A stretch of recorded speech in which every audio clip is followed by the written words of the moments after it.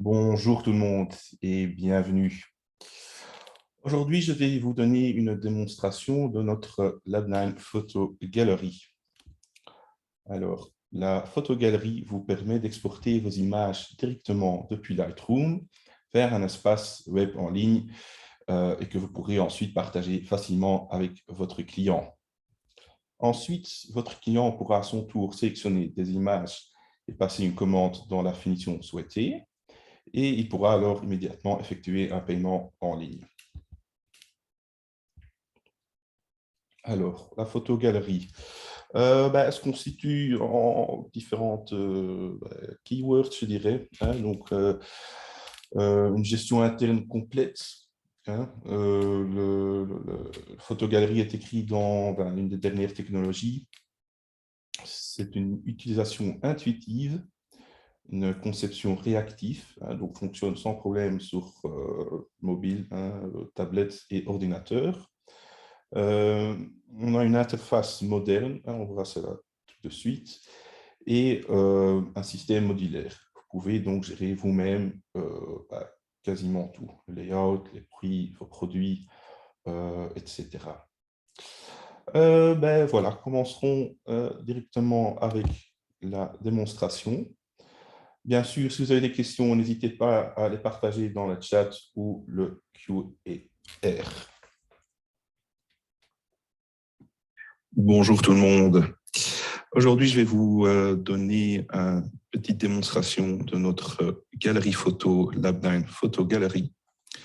Alors, le Lab9 Photo Gallery est un tool pour pouvoir facilement exporter vos photos de mariage, baptême, etc. Depuis Lightroom, les mettre sur un site en ligne et que vos clients peuvent regarder leurs photos et naturellement sélectionner la finition qu'ils souhaitent. Alors, ce que vous voyez ici, c'est la page d'accueil que votre client verra. Bon, naturellement, vous pouvez vous-même aller changer, bien sûr, votre logo, la photo, couleur, tout à fait comme vous voulez. Quand on descend ici, naturellement, le titre, un texte d'explication, naturellement, du niveau comme vous le souhaitez. Alors, le client, il va pouvoir voir l'album de son mariage, par exemple, sur le Lab9 Photo Gallery. Qui pourrait, qui peut être protégé avec un mot de passe ou même mis sur un lien invisible. Alors, je vais cliquer dessus, on va voir à quoi ça ressemble. Donc, voilà. Ici, on voit l'album d'un mariage fictif, naturellement.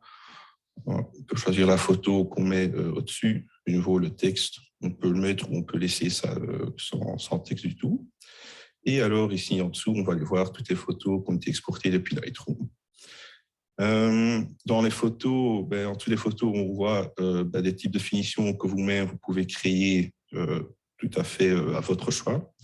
Bon, bien sûr, ici, on a créé quelques formats, 10-13, 15-20, 20-30. Le client peut aller sélectionner lui-même en quel format il veut sa photo et la finition, dans ce cas-ci, mat brillant, mais bien sûr, vous pouvez mettre debond, canvas, tout type de finition que vous proposez dans votre magasin ou dans votre métier. Je vais cliquer sur mat, je vais mettre ça dans le panier. Prends peut-être encore une autre photo, celle-ci en brillant. On peut même aller regarder naturellement les photos en grand et le client peut lui-même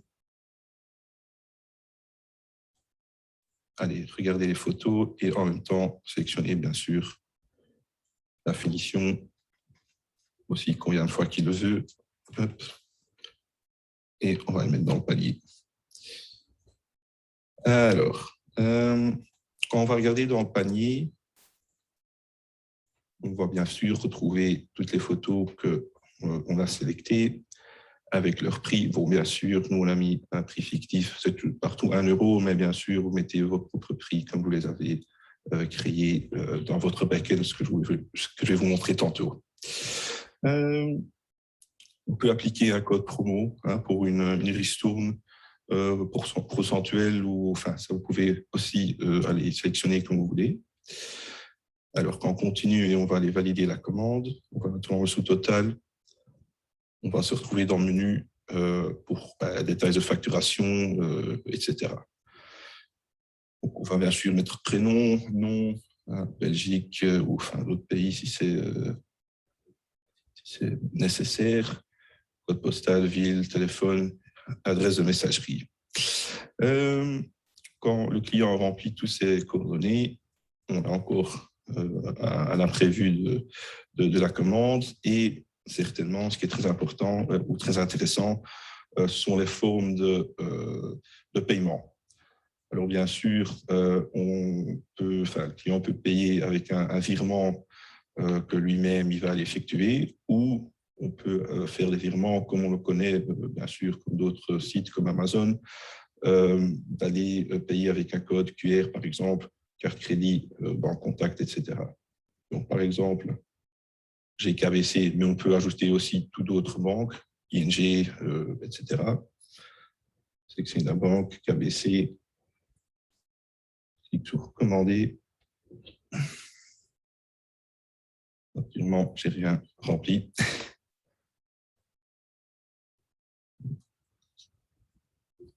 Test.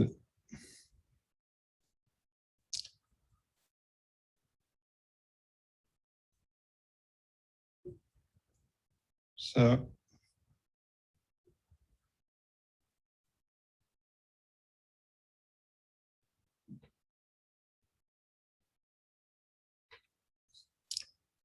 Et voilà, si tout se passe bien, l'adresse non valide et l'adresse.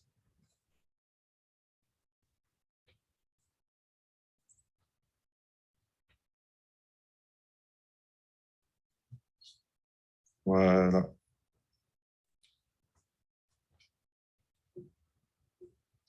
Et alors, on va voir, bon, naturellement ici, comme c'est un environnement test, normalement ici, on verra un code QR, comme je suppose que la plupart de vous ont l'habitude de faire des paiements en ligne. On va scanner le code QR par l'application KBC ou l'application d'autres types de banques.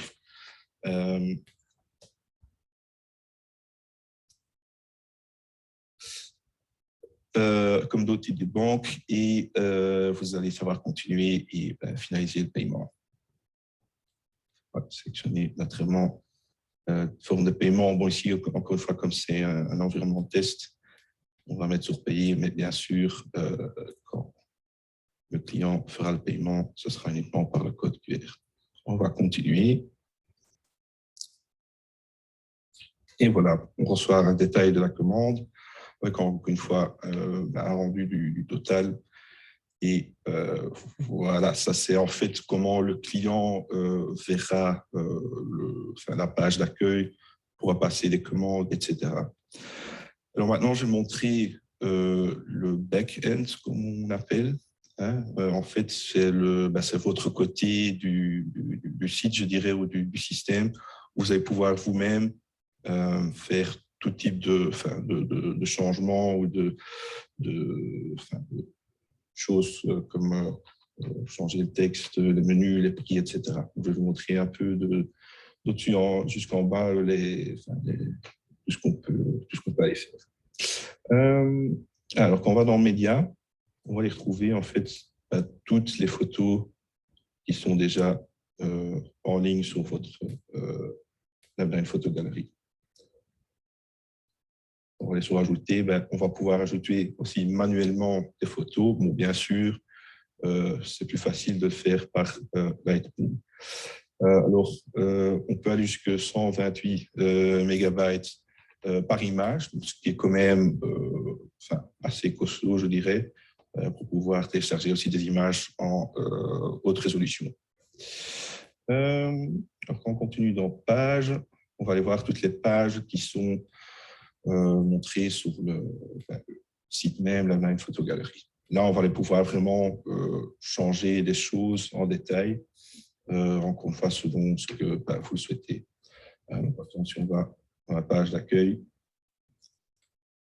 on peut aller choisir le style de comment tout se présente, le texte qu'on voyait là tantôt, on met le titre comme on veut. Ça, c'était dans les pages. Donc, bien sûr, aussi pour tout type de page. On peut en ajouter, on peut l'enlever, c'est un peu comme on veut, bien sûr. Alors, on va dans Enfold. Là, on va pouvoir changer vraiment certaines choses en détail. Bien sûr, votre propre logo. Alors, sachez qu'il y a deux versions. On a la version Pro et la version basique. Dans la version basique, on n'aura que l'option de changer le logo. Dans la version Pro, on a tout à fait la liberté de changer les couleurs, texte, photo, etc. On peut vraiment aller beaucoup plus en détail dans la version Pro. Donc ici, option du thème, on voit les logos, comment on peut les changer avec notre propre logo. Mise en page générale, on va retrouver pas mal de choses aussi. Alors, je pense plus intéressant d'aller voir dans le côté de l'entête. Voilà, on peut choisir de quel côté qu'on met le logo, logo gauche, menu droite, mais on peut aller changer ça selon différents styles. Style d'entrée, d'entête, aussi par défaut des contours. Enfin, on peut aller vraiment en profondeur. Je ne vais pas peut-être mentionner chaque détail, mais je pense que c'est clair qu'on peut aller assez profond là-dedans. Alors, ce qui est peut-être intéressant aussi, c'est bien sûr, certainement, ce temps-ci, c'est d'aller connecter les profils sociaux. Bien sûr, Twitter, Facebook, LinkedIn, Instagram. On va mettre le lien de son profil social. On peut enlever et on peut en ajouter aussi parce que il y a aussi d'autres types qui existent naturellement, Flickr, Pinterest, etc. Donc, c'est aussi, on a pas mal de possibilités à ce niveau-là aussi. On va voir, est-ce qu'il y a encore... non, je pense que c'est le plus important dans Enfold. Alors, WooCommerce. Il y a aussi certaines choses intéressantes à savoir dans les réglages. Par exemple, les formes de paiement. Tantôt, vous avez vu qu'on avait la possibilité de payer par KBC, par l'application KBC, par carte crédit, etc. Mais il y a bien sûr aussi tout autre type de options de paiement. Molly, PayPal, Apple Pay, ouais. Donc il y a vraiment beaucoup de choses qu'on peut aller ajouter là-dedans. Alors, je dois le mentionner peut-être aussi, les options de paiement en ligne par application, etc., sont aussi uniquement dans la version Pro. Donc la version Pro, vous avez possibilité de faire tout ce type de paiement ou de faire passer ce type de paiement en ligne. Dans la version basique, vous avez uniquement l'option que, à la fin, quand le client a fait sa sélection et qu'il a sa commande, il recevra juste les infos de votre compte bancaire avec le montant X qui doit être viré sur compte X. Donc ça, c'est ce qui est dans les types de paiement. On va aussi vous montrer dans les produits comment ça fonctionne. Donc ici, on peut aller ajouter ou changer les produits naturellement qu'on veut présenter dans notre photogalerie. Tantôt, on voyait les types de finitions et les formats.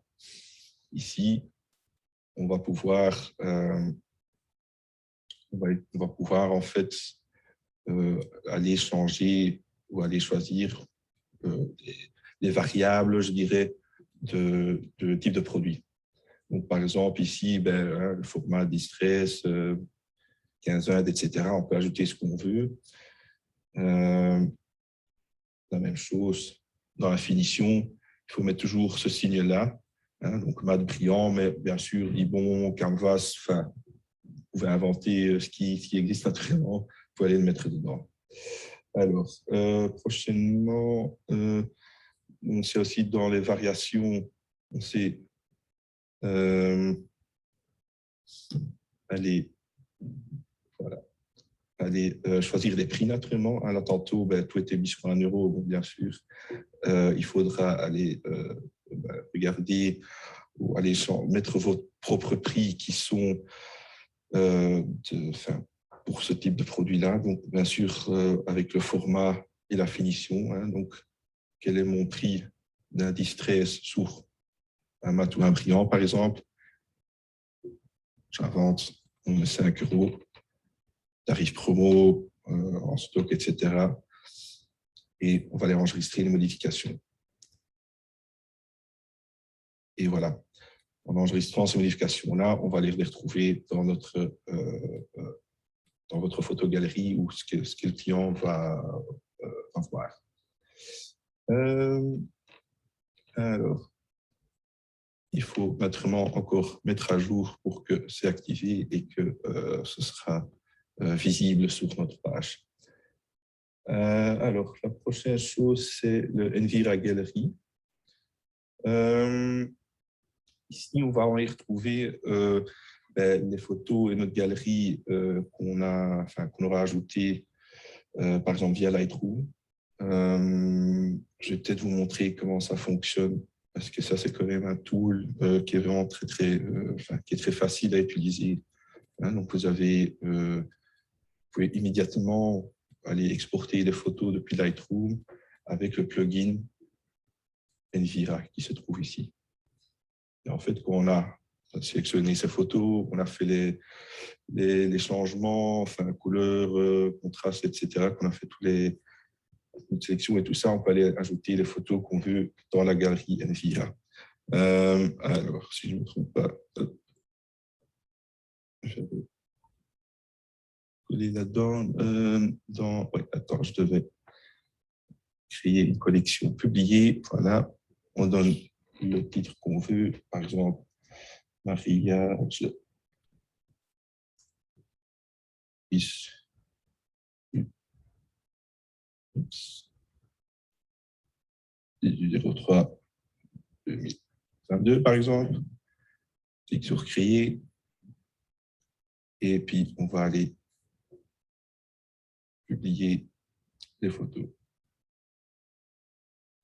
Alors, bon, naturellement, selon la vitesse de votre connexion Internet, la rapidité des photos ce sera un peu dépendant de ça.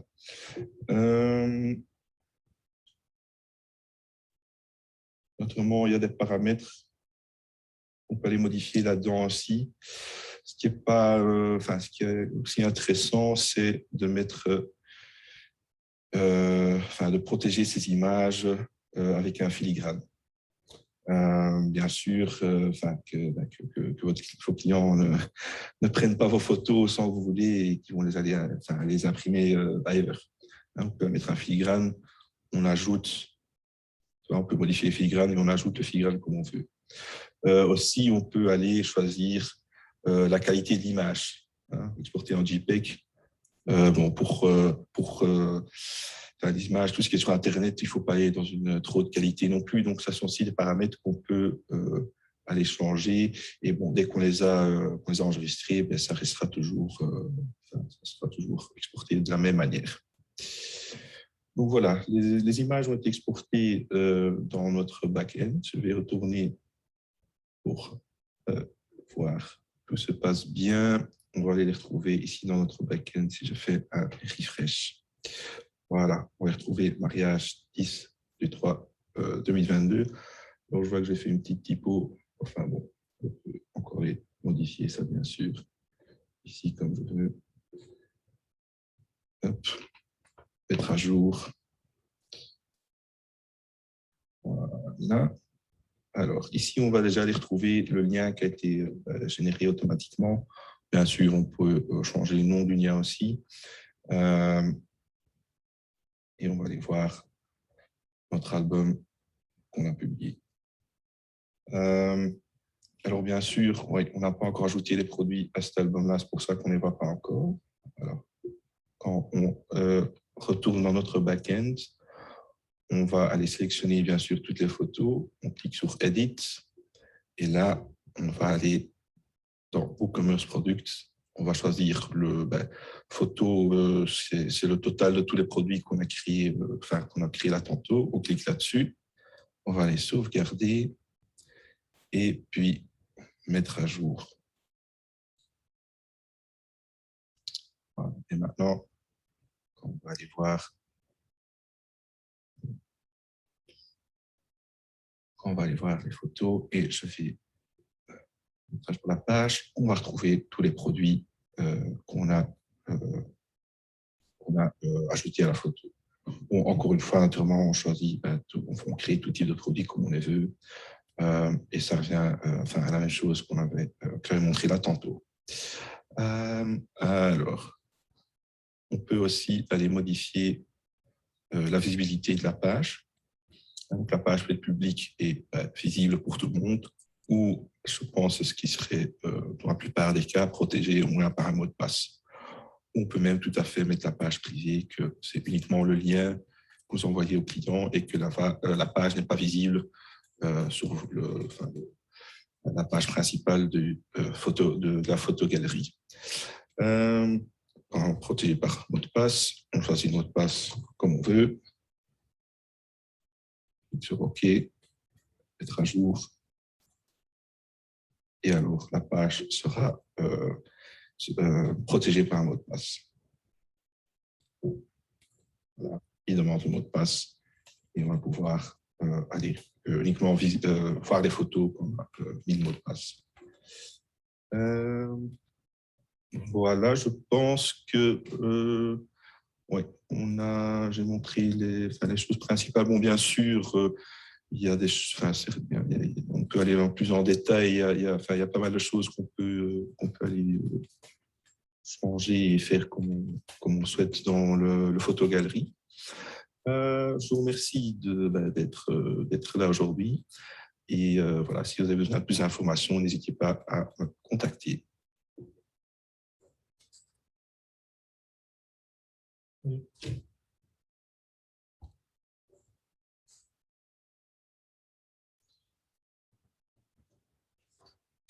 Voilà, c'était donc la démo. J'espère que tout était clair pour tout le monde. Encore une fois, si vous êtes intéressé par notre galerie photo après cette démo, n'hésitez pas à prendre contact avec nous. J'ai posté mes coordonnées dans le chat. Voilà, naturellement, j'espère que voilà, on pourra encore s'entendre ou se voir. On enverra aussi un mail avec la vidéo, la démo d'aujourd'hui, comme ça que vous pouvez regarder ça à votre aise. Et bien sûr, avec tous nos coordonnées et l'info du Lab9 Photo Galerie. Voilà, je vous remercie.